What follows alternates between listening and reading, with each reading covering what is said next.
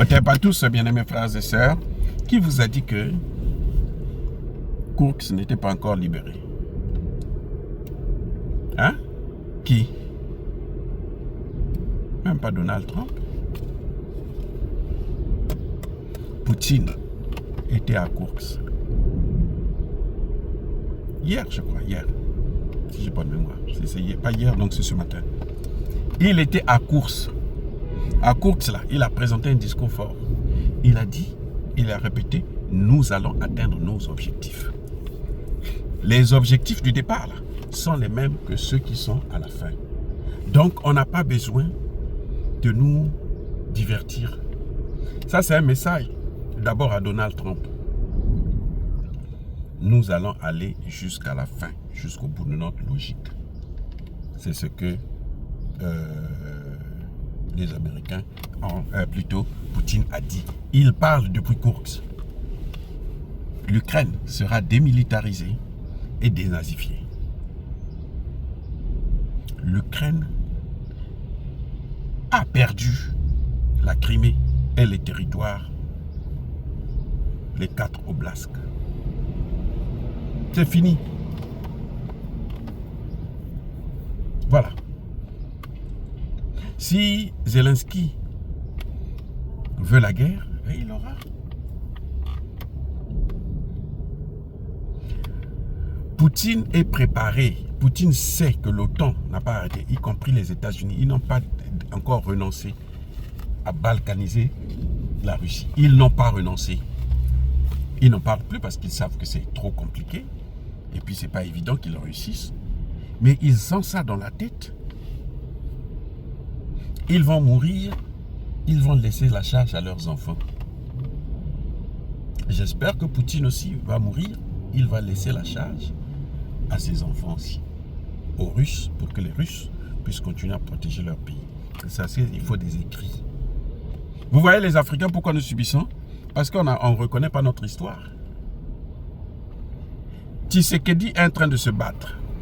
Il a eu un bon ministre de la Justice qui est en train de faire le travail. On dit non, ce n'est pas Tshisekedi, ce sont les Américains qui sont en train de faire. Non, ce n'est pas les Américains, ce sont les Congolais. Bref.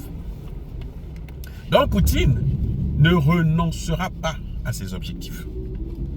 Parce que Poutine sait qu'actuellement, l'Amérique n'a pas renoncé à la guerre en Ukraine parce que Donald Trump continue à équiper l'Ukraine en armement.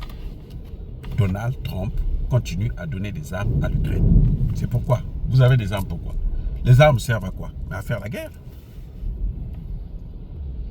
Donc, si ces armes-là servent à faire la guerre, donc ils sont en train de continuer à alimenter cette guerre.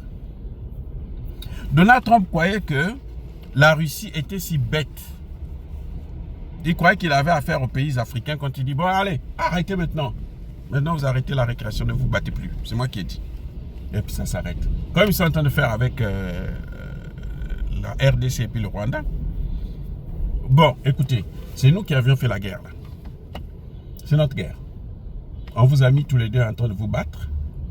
Parce qu'en RDC, malheureusement, il y a des Congolais aussi qui se battent contre la RDC. Qui sont tous sous la tutelle de Kagame. Et Kagame est sous la tutelle de qui? Des Occidentaux, y compris des États-Unis. Donc maintenant, ils disent aux Américains, bon, au Rwanda, bon, nous, on prend les matières premières là maintenant, parce que le monde, de plus en plus, est en train de regarder que c'est pas bon. Sinon, on va perdre toute notre confiance. Déjà, la guerre commerciale qu'on a déclenchée là, ça ne nous arrange pas. Alors, il faut maintenant que toi, Kagame, tu te calmes. C'est ce qu'ils ont fait au Mali. Ils disent, nous, on vient pour lutter contre le terreau. Maintenant, ils disent au terreau, bon, vous continuez à maintenir la pression, et puis nous, on est en train de piller, pendant que nous, on est en train de piller, pour qu'ils ne puissent pas avancer. Comme vous êtes toujours là, ben, ils vont nous garder ici à vie.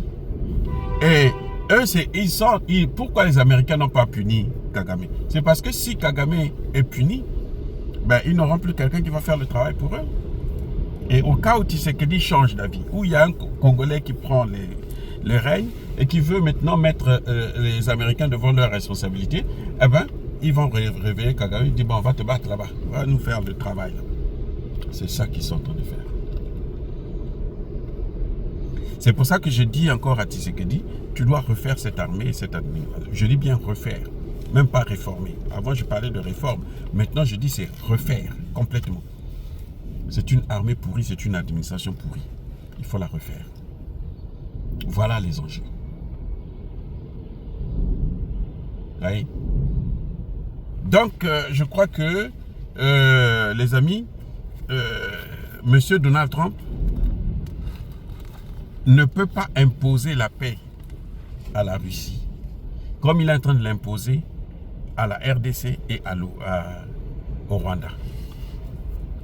C'est pour ça que vous voyez que le Rwanda continue à envoyer des hommes. Il continue à faire. Il dit non, c'est pas moi. Mais on trouve encore des soldats rwandais. Ce que je trouve un peu bizarre, c'est que les Congolais, quand ils attrapent les Rwandais, là, on les met en prison et puis après on les renvoie au Rwanda. Les Rwandais, quand ils attrapent des Congolais, on les neutralise. On les envoie au repos éternel, immédiatement. Mais les officiers congolais, ils sont trop gentils. Même les Wazalendo parfois commettent cette erreur-là. Hey. Eux, quand ils vous ont, ils vous ligotent, ils vous neutralisent. Et vous, quand vous les avez, vous les libérez. Il y a un problème avec vous, les amis. Vous ne pensez pas? Voilà les enjeux. Donc, je pense que c'est très très bien pour le Congo, hein, pour Donald Trump, de prôner la paix, mais pas à n'importe quel prix. Hein. La Russie aussi veut la paix. Croyez-moi, la Russie que vous voyez là, elle veut la paix. Parce que les sanctions, là, ça a un effet quand même sur l'économie russe.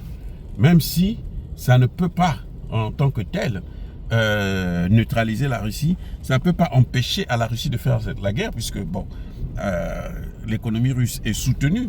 Hein. Le marché russe, il est long, il a les BRICS, il a la Chine, il a l'Inde, et il a le Brésil, et tout, qui consomment ses produits. Donc, ça ne dérange pas outre mesure. Mais je veux dire que c'est quand même emmerdant. Donc, mais on ne peut pas avoir la paix pour que demain, la Russie soit balkanisée. Regardez Donald Trump qui est en train de créer le dôme d'or. C'est pourquoi? Mais c'est pour la guerre. C'est parce qu'il est en train de préparer la guerre. S'il ne prépare pas la guerre, là, il va pas oser, il ne va pas faire ça. Quelqu'un qui veut la paix, là, il ne va pas oser créer des conditions pour qu'il y ait une guerre ou pour se protéger et tout. Qui veut la paix, prépare la guerre. Tu veux la paix? Prépare-toi. Les amis, soyez bénis. En tout cas, Poutine était à Koursk et Poutine a montré qu'il va atteindre ses objectifs et ce n'est pas Donald Trump qui va l'arrêter. Fin de citation.